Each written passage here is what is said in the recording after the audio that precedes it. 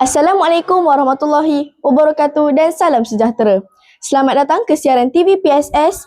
Bulan Ramadan merupakan bulan yang penuh keberkatan, rahmat dan keampunan.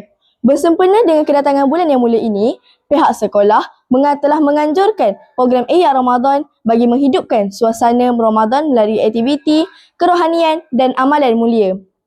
Program ini bertujuan memupuk nilai keinsafan, meningkatkan amalan ibadah serta ukhuwah dan dalam kalangan warga sekolah. Semoga program yang dijalankan dapat memberi manfaat dan menyemarakkan lagi penghayatan Ramadan dalam diri kita semua.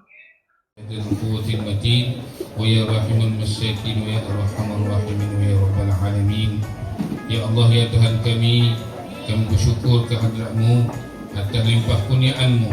Kami dapat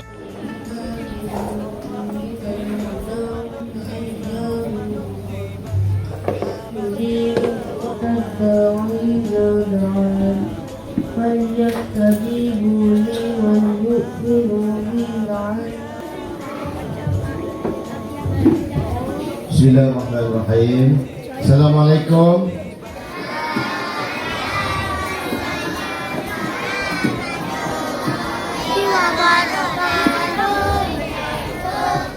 Kita dapat bersama-sama lagi pada hari ini, hari Jumaat, mungkin Jumaat terakhir untuk tidak berpuasa. Agak air banyak-banyak. Sabar di situ. Lepas itu nak sabar apa lagi? Dah kenyang, kita sabar juga. Nak cepatkan. Dah.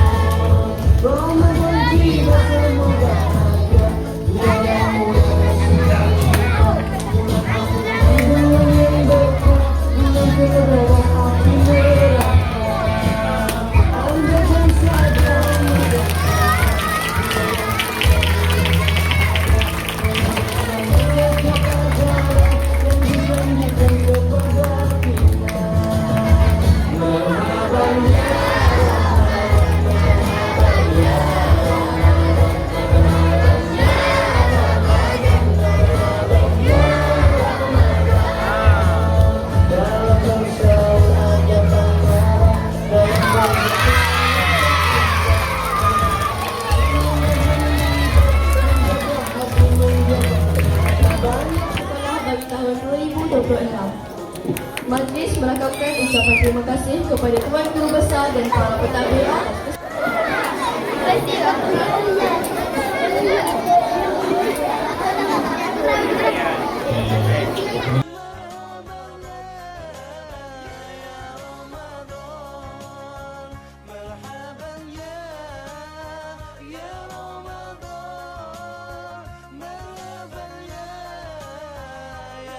Alhamdulillah, selesai sudah majlis peresmian program Ihya Ramadan yang telah disempurnakan sebentar tadi. Setinggi-tinggi penghargaan dan terima kasih diucapkan kepada Guru Besar atas kesudian menyempurnakan majlis pelancaran pada hari ini.